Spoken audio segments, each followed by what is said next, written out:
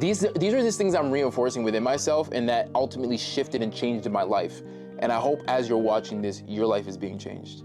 We are one conversation, one perspective, and one decision away from a completely different life.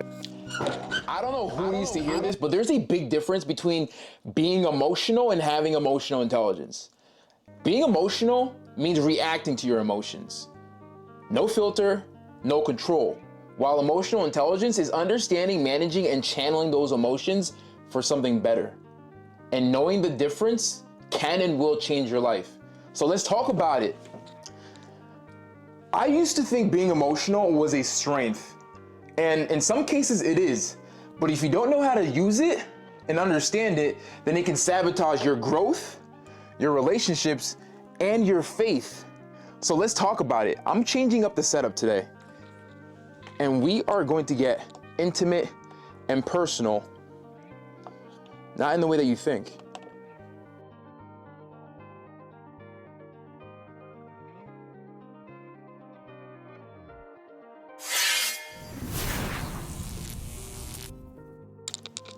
What's up, guys? So I figured, why not change the setup?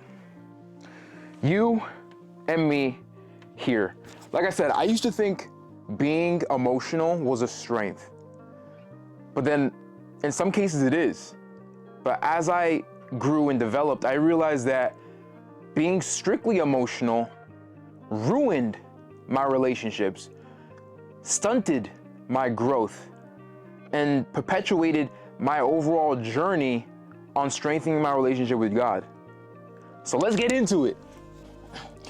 All right, so let's get into it. I have some notes here to help us guide through this overall topic, this really cool, amazing topic that I'm sure you want to learn about and know about. That's why you're here. How to use emotional intelligence. Being emotional is like having your emotions drive the car, like grab the steering wheel. If anything, worse, it hijacks the steering wheel. Because being emotional and allowing your emotions to drive the car, realize that emotions aren't the best drivers. They give you the loudest response, unfiltered response, a raw response from a circumstance that might have occurred. And although you are allowed to feel the way you feel, you aren't allowed to react the way you want to react, because it's not often the most respectful or the most logical or the safest at times when our emotions are extremely heightened. Understand this, when our emotions are heightened, our logic is lower. So if you allow our emotions to hijack the vehicle, we might end up with a couple bumps and scratches and dents in that car. Emotional intelligence is like allowing your emotions to be the GPS to your destination, guiding you to a better response. Not the loudest response, but the best one. So it gives you time to manage, understand, and process your emotions so that you can ultimately better communicate to the person that might have hurt you, or to the circumstances that might have disrupted you, or to the boundaries that might have triggered you, or people might have overstepped. All of these things are where emotional intelligence gives you the ability to kind of, if anything, wrap it in love or wrap it in understanding so that it's better digested for the people around you. So emotional people tend to be the ones that react to their emotions without really understanding why they feel what they feel. They just know they feel something and they just react because of it. They do something about it.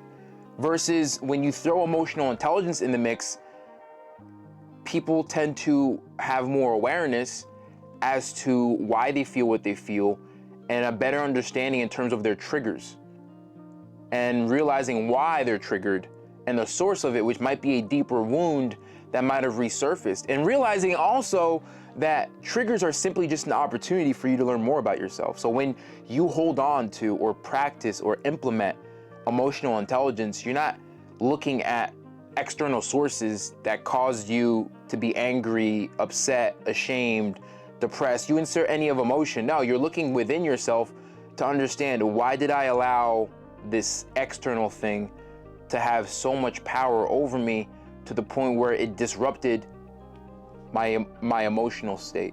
It disrupted my nervous system. That's what this is about. It's shifting the focus from they're the bad person to realizing, no, there's no bad person at all in this equation. There's just a hurt person, that inner child. Woo! Oh, yes, yes, oh, yes. I love how this is coming out and how this is being articulated. It is your inner child just screaming and begging for your attention. And when you're triggered, it's like a wound that might still be there in your psyche, or a scarred over wound in your psyche that just got kind of disrupted because someone did something that reminded your inner subconscious self or inner child of a damaged relationship or circumstance that happened to you in your upbringing, or previous relationships that had a strong impact on your life. So emotional intelligence isn't like I'm mad and then I'm mad. It's more so like switching the conversation to, why am I mad? Let's get to the source of understanding why I'm mad. Why did this thing make me feel the way I feel? That's what emotional intelligence is. It's not like I'm sad or I'm mad and the conversation ends there. No, it's a longer, open-ended conversation. It's not even a conversation anymore. They're questions, digging deeper within yourself. Why am I mad? Why did I allow that type of treatment? Why did I allow myself to be in those circumstances? Why is this pattern occurring? Why do I keep finding myself in this same sad story? Why do I keep finding myself constantly getting disappointed by the people around me? Why do I keep finding myself being upset? All these questions, it causes you to look in the mirror. And it's scary because not a lot of people are ready to look in the mirror. But that's the only way you're able to grow and really see yourself for who you are. So many people like wearing the mask and protecting themselves from the truth that you're not perfect.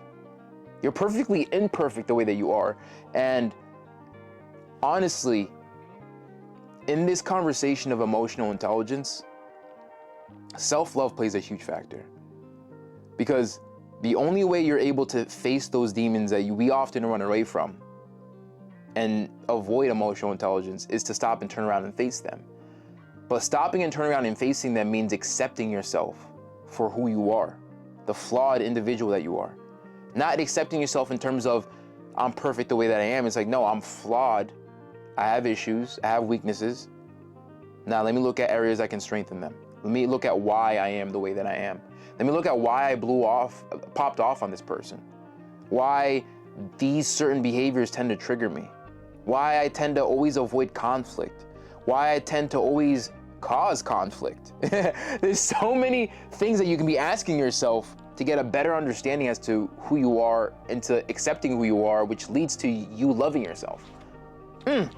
Oh, I'm telling you, these are just things I'm reinforcing within myself and that ultimately shifted and changed in my life. And I hope as you're watching this, your life is being changed or your perspective is being changed. Because I'm a big believer in we are one conversation, one perspective, and one decision away from a completely different life. And I hope in this very moment, you just listening to this and watching this is shifting your entire life and making you ultimately have a completely different life prior to watching this video and after watching this video. Control versus chaos. There's this quote, I'm gonna butcher it, but it basically says there is emotional stimuli and then reaction. Something happens to us and then we react.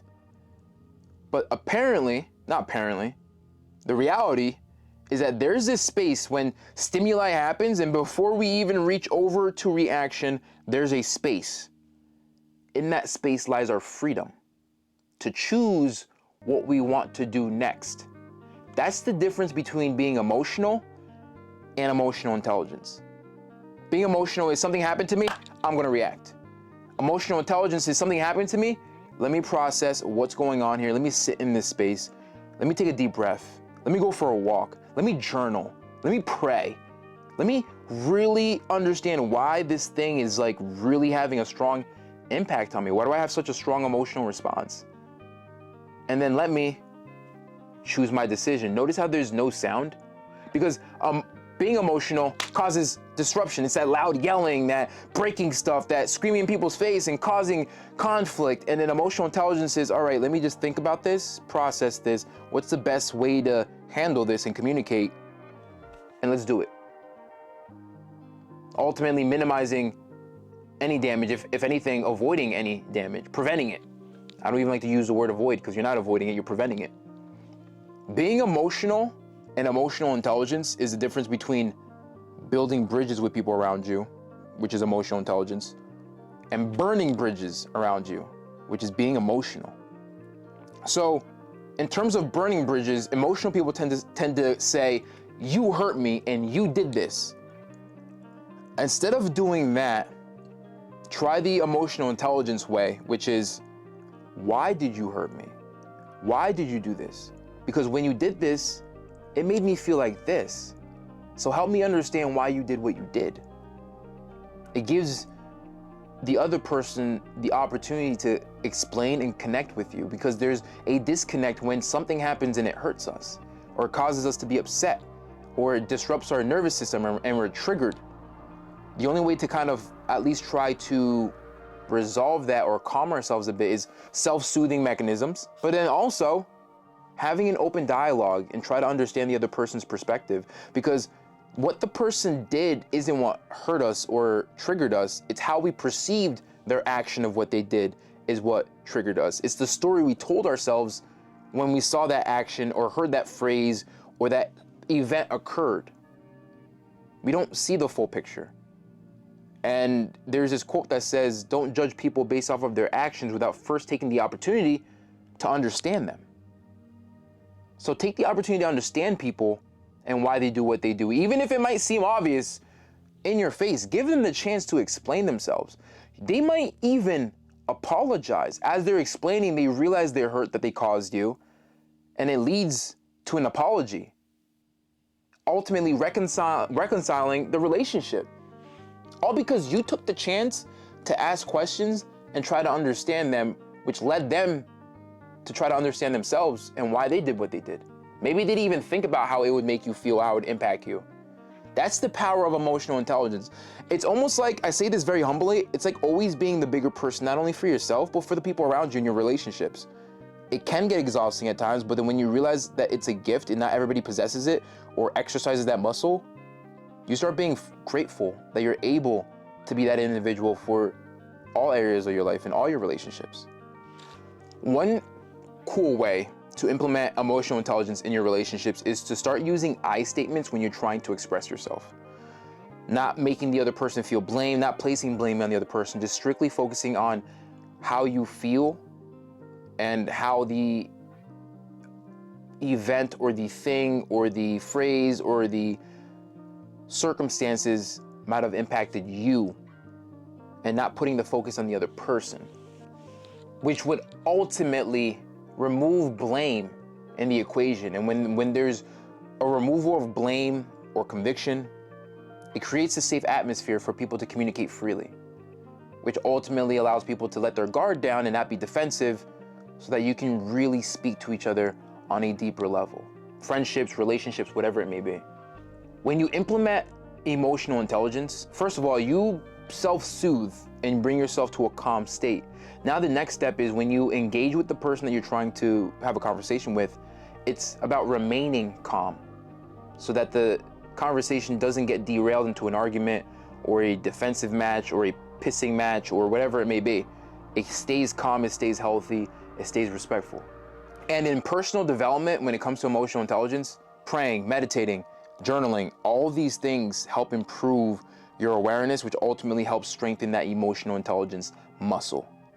So in Proverbs 16 verse 32, it says, better a patient person than a warrior, one with self-control than one who takes a city. Even the Bible mentions and reflects the fact that it is better to have control over your emotions than to react over your emotions, because it leads to better outcomes. Which means being an emotionally intelligent person and not reacting to your emotions doesn't make you weak. It actually makes you wise, because you end up having less conflict. And dare I say, an easier life when it comes to building relationships, maintaining relationships, and conflict resolution. There is zero consequence of having emotional intelligence. And you can list a laundry list of consequences as to being an emotional person, allowing your emotions to hijack your actions. And if you were to take a moment to reflect in this very moment and look back, I can promise you a handful of your mistakes or life's regrets or biggest dangerous situations you've gotten yourself into were because of your emotions. The most pain that you've probably self-inflicted on yourself, whether it's physically or emotionally, was from being emotional. So at what point has your emotions played a factor in putting you in a better position? Chances are slim to none. And when it comes to those circumstances. So understand this, emotional intelligence, how to use it, it sounds simple, but it is difficult because when your emotions are heightened, it's so hard to sit in it and not want to move or react or run away from them or avoid them or suppress them or mask them or numb them. There's so many people run away from their emotions for a reason.